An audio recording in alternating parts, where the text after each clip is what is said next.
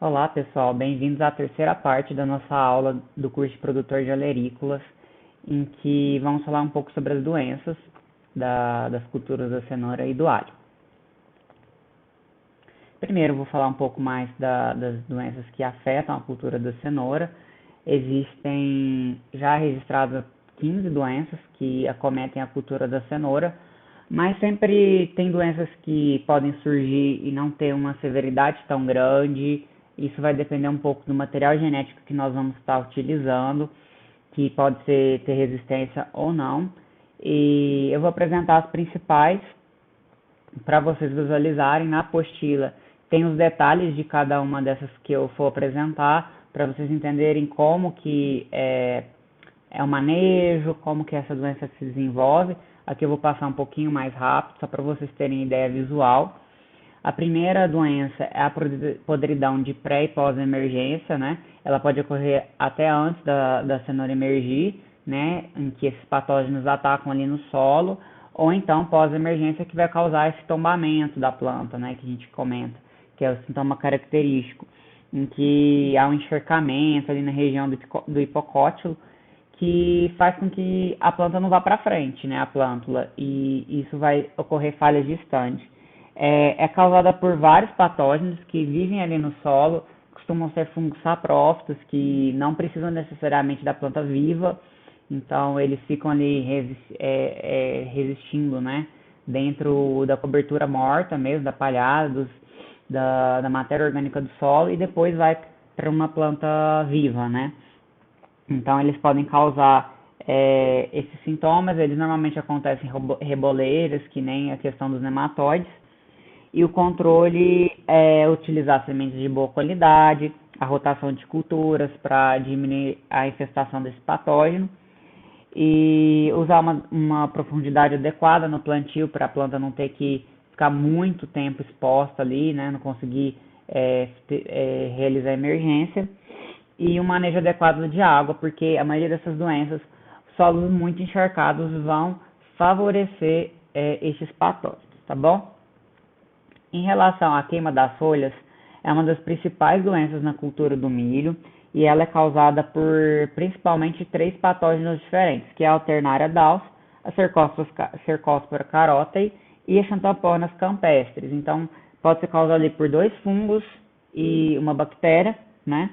Pode ser que a planta apresente os três patógenos, e são patógenos de difícil controle que vão causar essa necrose nas folhas, em que, dependendo do nível de ataque, vai causar a completa desfolha da planta. Então você vê essa seca, né? Parece uma seca aí das folhas. E as cultivares do grupo Nantes são muito suscetíveis a esse tipo de ataque, desse patógeno. Então, uma forma de controle é sim a utilização de cultivares resistentes no local, certo? E também aplicação de fungicidas, né? Ou então produtos à base de cobre quando a gente tem infestação do Xanthomonas, que é essa bactéria. E fazer intercalação com outros fungicidas, isso em grandes áreas. Em pequenas áreas, se infestação for inicial, nós podemos tentar realizar a retirada dessas folhas para diminuir então a quantidade de inóculo e aplicar alguns produtos naturais, como eu falei, também para controle de pragas, que também pode ajudar a reduzir. A própria cauda bordaleza ajuda sim a reduzir essa e outras infestações, que pode ser feita na própria casa da pessoa. E a segunda doença que traz, terceira, né, que traz grandes prejuízos, é a podridão das raízes, que pode ser acometida tanto pelo fungo Sclerotium rufus, Sclerotina sclerotiorum, ou a bactéria Yersinia carotovora. Então, desses três, é só a bactéria que não produz os chamados escleródios, que são estruturas causadas, produzidas por esses dois primeiros fungos, né? Deixa eu até mostrar uma foto aqui, que é essa estrutura irregular, né? Essa aí são escleródios do Sclerotium, que vão propagar esse fungo, né? Para outras culturas, depois que são um método de propagação desse fungo, que vai continuar ali no solo, então a gente tem que ter controle para eliminar esses escleródios. Eles causam uma podridão mole também, né? E também tem esse crescimento micelial, né? Com esses dois fungos, que é essa podridão branca, que você pode ver essa primeira foto, essa questão desses micélios brancos formados. A bactéria Yersinia, ela causa podridão mole, mas não causa tanto essa fungo micelial, porque ele não é um fungo, certo? E acontece muito em solos encharcados essa podridão, então tomar cuidado para não provocar um solo tão encharcado, né, na irrigação, no manejo da irrigação. E o controle químico normalmente não é recomendado para esses patógenos porque não é tão eficiente. E os danos vocês podem ver, né, vão cometer toda a cenoura aí que fica inviável para comercialização, tá? Outra questão aqui importante é vocês entenderem que uma prática de manejo auxilia que várias doenças não possam acontecer, né? Então a rotação de culturas, o controle da irrigação, principalmente aí na questão das doenças da cenoura, é muito importante para vocês evitarem que elas ocorram. Se vocês estão trabalhando com pequenas hortas, ter esse cuidado de ter essa visibilidade, né? Sempre estar acompanhando para retirar inóculo, como eu falei, né? Cortar as folhas doentes, que você vai estar diminuindo inóculo e fazer a rotação de culturas para que essas doenças vão sendo eliminadas ao longo do tempo ali do solo, né? Esses patógenos de solo, por exemplo. Para a cultura do alho, ele é muito mais sensível a doenças e elas vão cometer principalmente a parte aérea e as partes do sistema radicular. Falando primeiro das partes do sistema radicular, a podridão branca, ela começa com uma necrose, né, uma queima descendente que vai acontecendo, com amarelecimento e morte das folhas mais velhas. E isso acontece, né? Então elas vão perdendo a atividade fotossintética e desenvolvimento.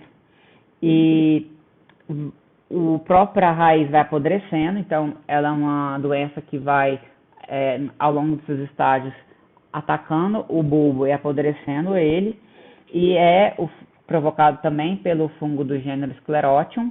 Então ele forma aqueles escleródios e fica aí no solo, e esses escleródios podem ficar até 10 anos sem germinar, e então você vai ter esse propágulo aí no solo.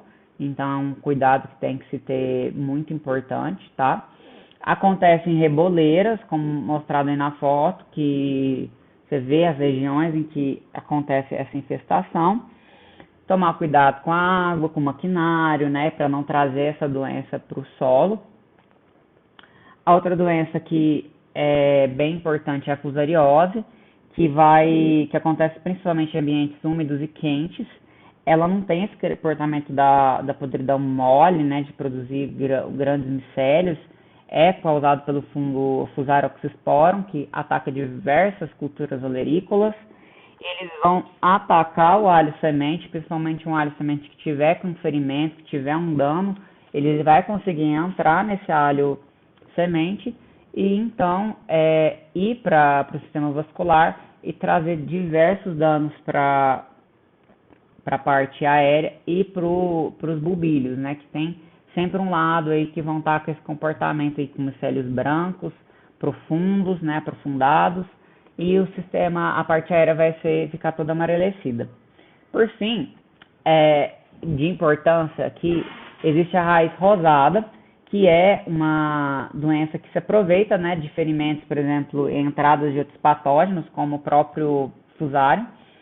E essa raiz rosada começa com as raízes ficando rosadas na cultura do alho, que vão progredindo e ficando arroxeadas, né, avermelhadas, até ficarem roxas e depois murcharem e morrerem. Então, a cultura vai perdendo as raízes vão morrendo, ela fica facilmente destacável e com isso, né, sem as raízes a planta não consegue se sustentar, se desenvolver, então você pode ter essa perda aí na produção, mas não é uma das doenças mais importantes da cultura. Para a raiz é principalmente a fusariose, a podridão branca. E a questão aqui é importante rotação de culturas, uso de sementes sadias para não trazer essas doenças para o solo, né? Sementes sadias no caso que os bulbíneos, né, sadios. Para a parte de doenças foliares, nós temos a mancha púrpura, que também é conhecida como alternária, mancha de alternária, que é provocada pela alternária porre. Os primeiros sintomas dessa doença são causados por manchas brancas de tamanho pequeno e formato irregular. Essas manchas, elas vão evoluindo para depois ter um aspecto mais amarelado e púrpura, como vocês podem ver aí na foto. Então, elas vão coalescendo e aumentando esse sintoma, e a folha vai ficando sem capacidade fotossintética, tá? Ela é uma doença favorecida por alta umidade relativa do ar e temperatura na faixa de 21 a 30 graus Celsius. A ferrugem é uma doença que causa grandes danos também para a cultura do alho.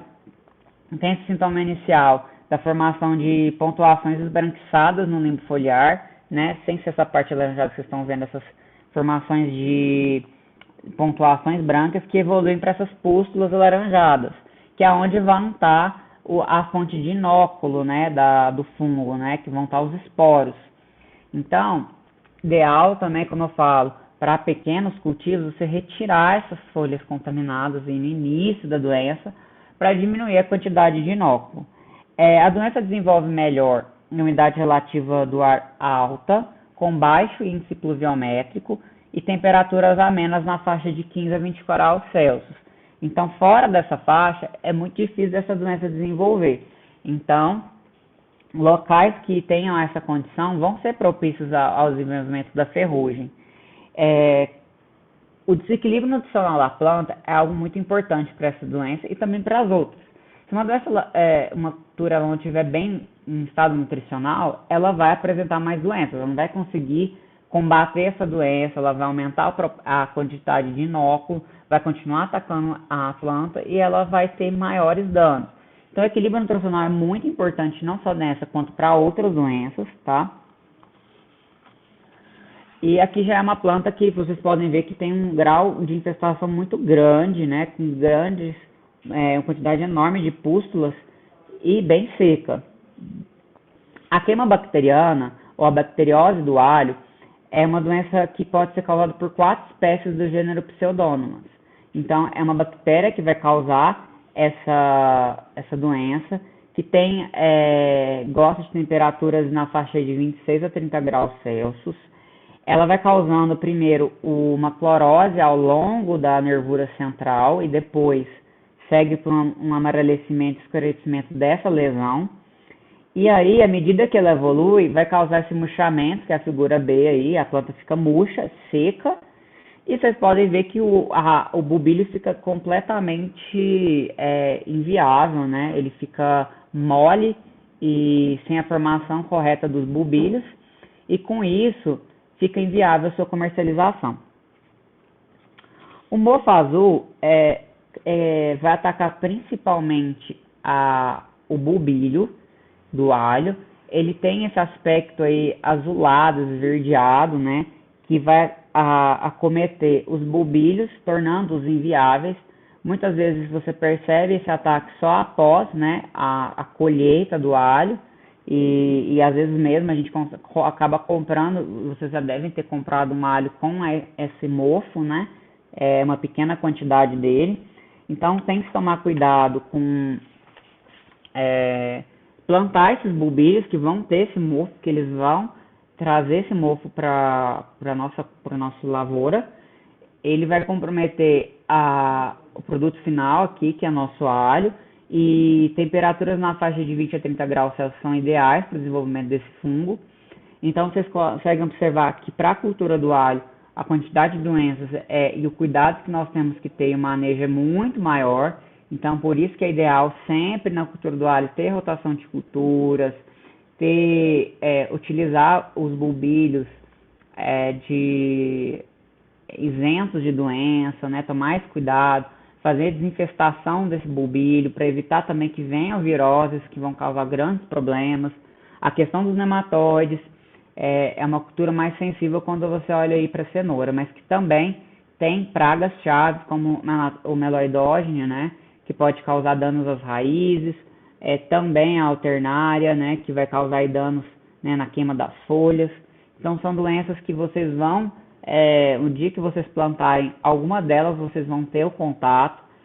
A identificação é essencial para vocês saberem as táticas de manejo, seja numa pequena escala no cultivo caseiro, seja numa grande escala. No cultivo caseiro a gente sempre evita, né, a questão de fungicidas, inseticidas, mas então vocês precisam abrir mão e buscar meios alternativos, principalmente a questão de sempre estar observando a cultura que você plantou, eliminar inóculo, né, cortar as folhas doentes e eliminar as pragas, né, matar as lagartas, utilizar um óleo vegetal, um óleo de nim, outros compostos formulados que vocês podem achar facilmente na internet e ver, né, vai fazendo, alternando para ver se vocês conseguem uma eficiência melhor caso tenha na sua região uma praga que se destaca mais, acontece mais, isso é muito comum, depende da região do nosso país. Como vocês viram, cada doença, cada patógeno tem uma preferência em umidade e temperatura. E para a próxima aula, né, a aula 4, quero que vocês leiam um pouco sobre a colheita e os tratos culturais para essas culturas, que vão estar na apostila disponível lá na biblioteca, como também é parte dessa aula aqui. Então leia a apostila depois dessas videoaulas, faça um questionário da aula 3, e aí vão para a aula 4, em que vai ser apenas a leitura da parte de colheita e tratos culturais. E depois de ler e participar do fórum, vocês revisem com a apostila todo o conhecimento dessas 4 aulas para realizar a prova final, tá bom? Um abraço e até mais.